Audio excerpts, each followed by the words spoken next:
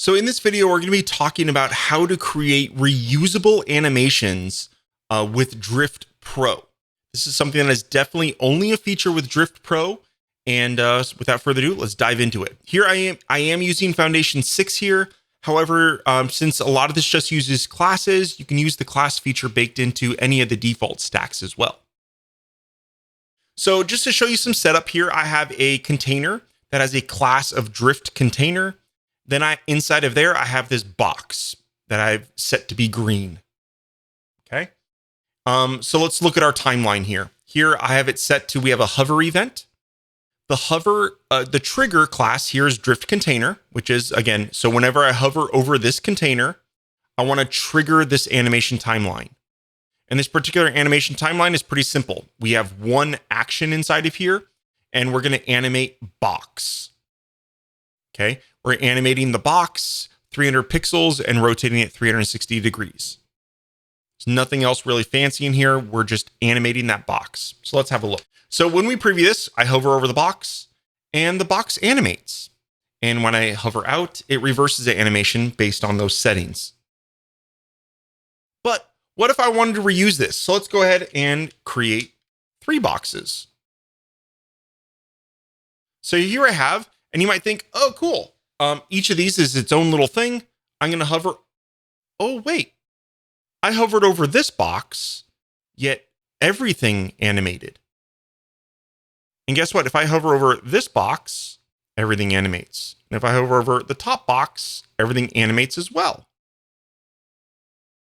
Well, if you think about it, that makes sense because we said, hey, if we go to the timeline, this is a global animation.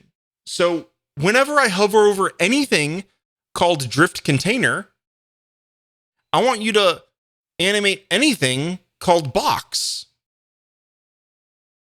And that's exactly what's happening, right? I'm hovering over a Drift container and we're animating all the boxes on the page. So how can we fix this? How can we make each of these independent?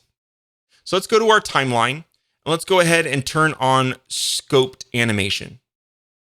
Okay. And what this does is this gives us a scoped selector. And what is a scope selector? It basically is like a box or a container that you want to encapsulate the animation within. So in this case, my Drift container is where I want everything to be encapsulated. Okay. So, and in fact, it's also going to be my hover action. Now, those could be different, right? You can have the scope be something different. Like, for example, I could add another container around one of these, and that could have a class that's a different scope. Okay. But for right now, and probably a lot of times, your scope selector and your hover class could be the same.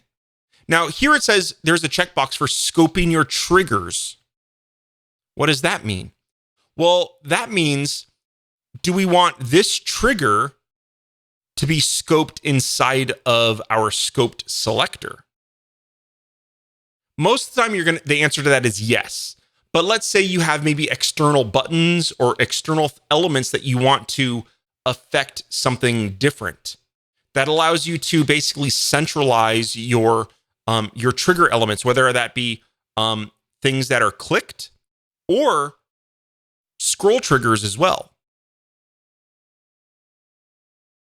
Okay, so if you want the scroll trigger and the click triggers and the hover triggers to all be inside of, make sure they're inside this scope selector.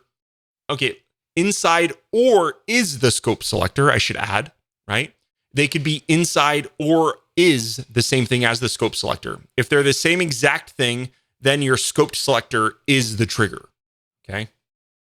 So again, by unchecking this, it allows you to externalize your trigger.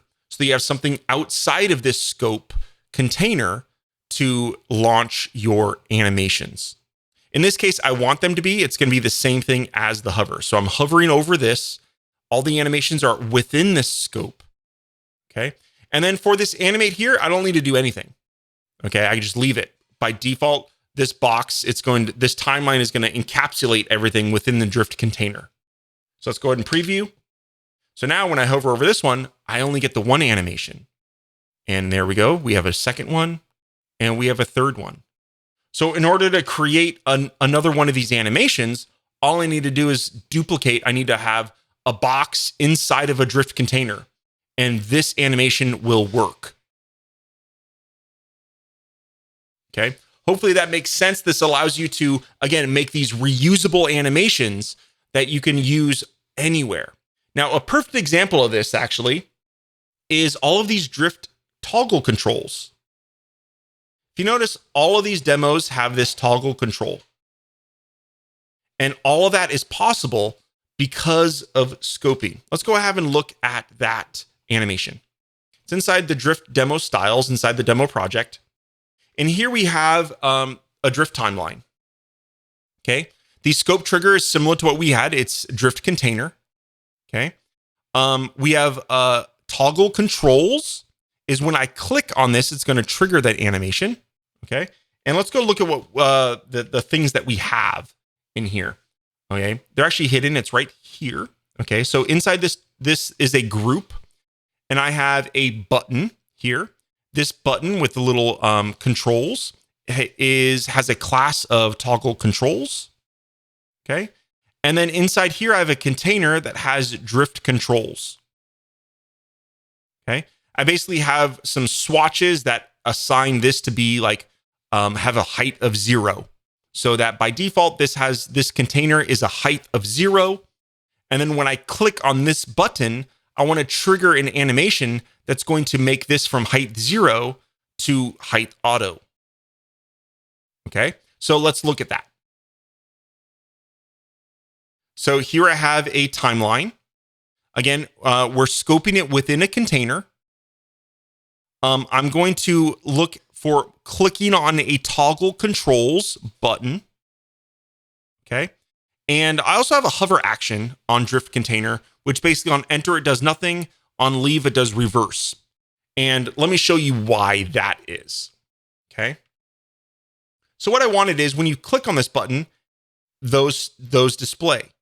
But when you hover out of this container, I want the animation to be reversed. So the animation can only be triggered by clicking on this button, but it can also be reversed by clicking on this button or hovering out of the container. So let's go back to that swatch there. So in our timeline, we have a hover class on drift container. On enter is none because I don't want to do anything when we hover in. I only want to on leave when we hover out of drift container. I want to reverse this timeline animation. Okay, so there we go. Let's go ahead and, by the way, toggle, I should say this click action for toggle. Basically, it'll play the animation, and then if the animation is at full, it'll toggle it. So basically, it's like, play, reverse, play, reverse. So no matter if you keep clicking on it, it'll either play it or reverse it. So that's what toggle is. Okay. So that's how we trigger this particular animation. And then here's our animate. We just go to drift controls, which is that box I said earlier is set to be height 0. And I'm setting this a from animation. We're animating from height 0 to transform origin. And I do some custom things. Okay. So you can make sure you watch the video on custom animation controls for advanced animations. And I kind of go over some of this. All right. So that pretty much does it for scoping animations. I hope you got a lot out of this. Play around with things that I've done here. I have a very simple example here, but hopefully you can take this and morph it for your needs. The concepts are the same with the hover controls as they are with the toggle controls. So this trigger selector for the scroll, I could definitely have the same thing here. I can have drift container in there as well. Okay. So hope you're enjoying Drift. Go out there and make your websites great. Bye.